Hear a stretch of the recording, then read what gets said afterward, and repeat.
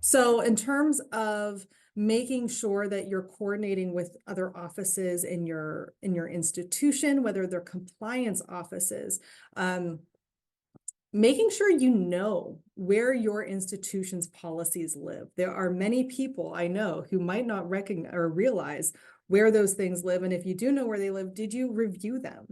Are you familiar with the research related policies at your institution? Are you familiar with the guidance documents and the policies of your most common sponsors that you're working with?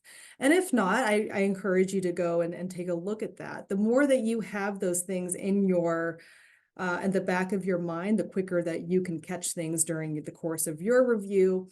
And I can't stress enough, because no one knows everything.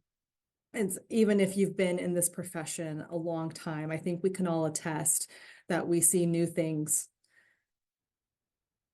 more often than I think is even possible. I made a joke to Anne and Aaron, I think it was last week when we were preparing for this, that I swear people have Mad Libs out there, and then they just put random words and then into whatever scenario, and then that's the email that I receive. And that's a lot of problem solving, but that makes it fun, in my opinion. So conducting thorough proposal reviews and coordinating with other offices, again, making sure you're aware of what you need to be compliant with. So all of our institutions likely have similar types of policies, but there's nuance out there. Risk tolerance is different between institution and institution, or if you're working for a hospital or other type of organization. These are all things to be mindful of, or if you're state-owned or not, for example, what you may be restricted in what you're able to accept, or your risk tolerance might be different in that regard. Building partnerships is along the same lines. So when you're in the budget process, budget development process during proposal development, for example, are you working with if the positions are separated out, are you working with your post-award colleagues and getting insight from what are the issues that they're seeing from the active projects and active accounts, and how can we prevent those? When you're thinking about very large, complex proposal applications, even more important than to make sure that you are looking at the highest risk items and consulting your colleagues appropriately for there. For example, does your institution have conflict of interest policies that might need to be addressed at the time of proposal and not wait until the time of award?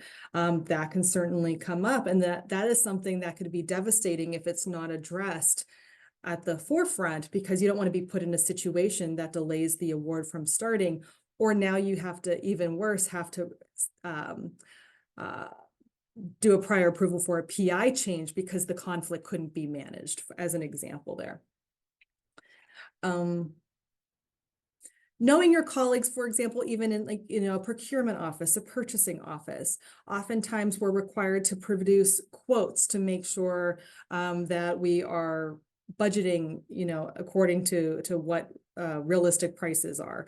Are you familiar with your own institutional practices in that can really affect the post-award world, because you want to make sure that you're budgeting as accurately as possible and projecting as accurately as possible.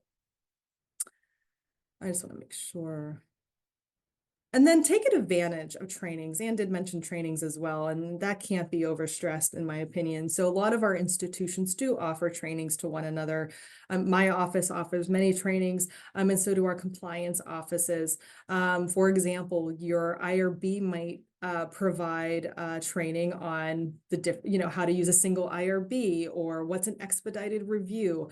Your purchasing office might provide training on how to do sole source justifications, for example. All of these are so important to take advantage of, and those also will help you make the connections to the people in those offices that you can call on for specific, or these off-the-wall questions that you might receive that to have a partner with. And really, we are all partners together.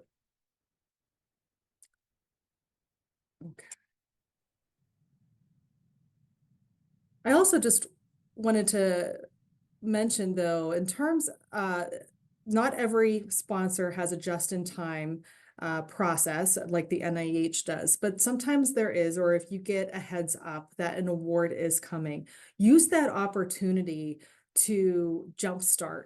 Um, what can you do to get ahead of the game? Is there, and you're confident that an award is coming, I should say.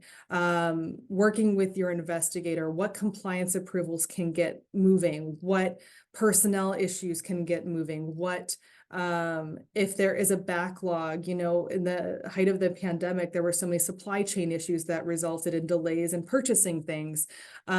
So getting a head start on all of these, it's not too early to think about that, or at least knowing the path forward, again, is to prevent a lot of, there's so many delays off, you know, in the beginning of when projects start. And so even just doing that can really help get things off running much more quickly.